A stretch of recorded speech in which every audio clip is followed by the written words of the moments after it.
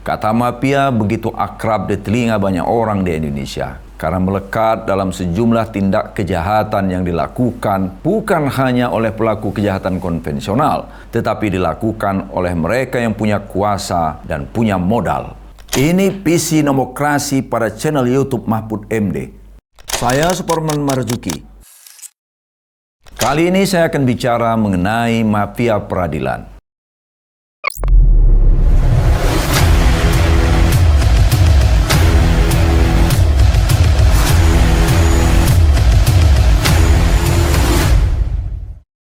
Mafia dirujuk dari satu kata penting dari Italia, La Cosa Nostra, satu ucapan yang merujuk pada organisasi rahasia di Sisilia yang melakukan tindakan kejahatan dalam berbagai macam versi, mengorganisir untuk satu tindakan narkoba, pembunuhan, perlindungan ilegal, dan lain-lain di berbagai negara. Lalu istilah mafia ini merebak di seluruh dunia, terutama di Amerika Serikat. Dan kemudian merambah juga ke negara-negara Asia, Afrika, tidak terkecuali di Indonesia.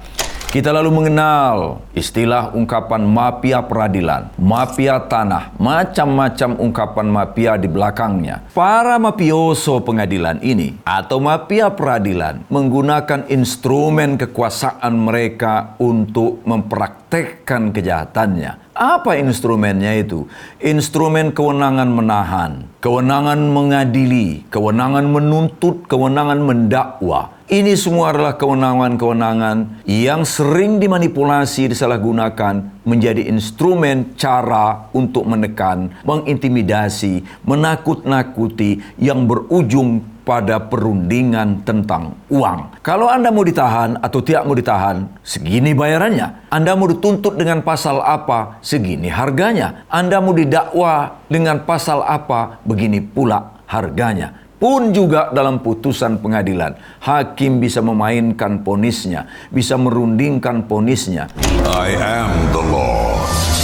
Instrumen-instrumen kekuasaan itulah yang dijadikan sebagai pintu masuk bagi para mafia peradilan ini memainkan perkara. Apakah memang bangsa Indonesia masih mau memberantas korupsi, masih mau menegakkan keadilan lewat lembaga peradilan, atau itu ternyata hanya basa-basi saja? Modus operandi pelaku mafia peradilan ini beragam, mulai dari menerima suap melalui perantara. Perantaranya bisa calo, bisa petugas pengadilan, atau keluarga, kolega dari pelaku mafia peradilan. Ada juga yang dilakukan dengan cara menerima uang tunai melalui cara-cara yang konvensional, bahkan ada yang modern. Konvensional menyerahkan uang tunai di bawah pohon randu. Ada juga yang melemparkan uang di dalam bungkusan koran, terkesan dia berlangganan koran, padahal sesungguhnya itu adalah selipan uang tunai atau cek yang diselipkan di dalam koran itu. Macam ragam modus operandi konvensional ini.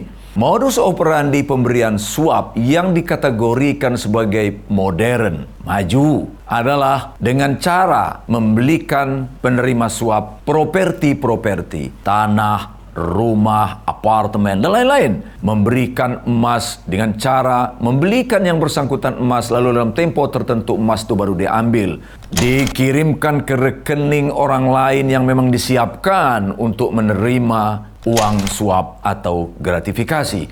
Modus operandi lainnya menunda-nunda jadwal sidang, menunda-nunda putusan, dan yang jarang diketahui publik, bahasa tubuh para pihak di pengadilan itu, terutama para oknum hakim itu, mengisyaratkan perlunya para pihak yang mau menyuap atau mau memberikan sesuatu berunding untuk menyelesaikan persoalan secara non-hukum. Cara-cara ini sudah terungkap dalam pemeriksaan KPK, dalam pemeriksaan Komisi Yudisial, dalam pemeriksaan Badan Pengawas Mahkamah Agung, pemeriksaan Propam Polri, pemeriksaan Komisi Kejaksaan. Semua institusi itu terlibat dalam kasus-kasus semacam ini. Tapi tentu saja pelakunya adalah para oknum-oknum dari aparat penegak hukum itu yang sangat merusak, menghancurkan tatanan peradilan, tatanan penegakan hukum di Indonesia. Masyarakat masih ingat, ada 35 hakim yang dipecat karena terlibat mafia peradilan, suap gratifikasi sepanjang tahun 2006 sampai tahun 2024. Itu tentu angka yang terungkap karena mereka yang tertangkap. Ada banyak yang tidak ketahuan, ada banyak yang tidak terungkap. Selalu saja ada angka gelap dalam kejahatan-kejahatan semacam ini. Dalam kriminologi, ini yang disebut dengan dark number, angka gelap kejahatan yang tidak terungkap di balik yang terungkap. Ini semacam puncak gunung es. Masih ada bongkahan-bongkahan besar yang belum terungkap, yang menjadi tantangan oleh semua pihak, menjadi tantangan bagi pengadilan, menjadi tantangan bagi kepolisian dan kejaksaan, membersihkan institusinya agar tidak lagi menjadi bagian yang dituduh sebagai penyumbang bagi pelaku mafia peradilan di Indonesia. Dampaknya sangat serius bagi negara ini. Pupusnya kepercayaan publik, kepercayaan dunia internasional terhadap peradilan di Indonesia. Karena apa? Karena tidak memberikan kepastian hukum, tidak mendatangkan kebenaran dan keadilan bagi proses hukum di Indonesia. Ini tentu sangat membahayakan bagi masa depan Indonesia, generasi yang akan datang. Ini artinya kita akan masuk ke dalam satu situasi hukum rimba. Bisa terjadi. Suatu saat orang malas ke pengadilan lalu menyelesaikan sendiri persoalannya. Kita nggak menginginkan ini terjadi. Tetapi kalau negara diam, negara menganggap ini sebagai satu peristiwa yang biasa, tidak menganggapnya sebagai peristiwa serius, berarti negara sedang bersiap-siap menyiapkan dirinya menerima kenyataan akan lahirnya hukum rimba di mana yang kuat akan mengambil peran dalam setiap pertarungan kepentingan di Republik ini. Solusi yang harus diambil oleh negara adalah melakukan reformasi menyeluruh terhadap institusi peradilan kita. Polisi dibenahi, kejaksaan dibenahi, pengadilan dibenahi, pun juga dunia advokat berbenah diri agar kita punya harapan untuk menjadi negara yang lebih baik di masa depan.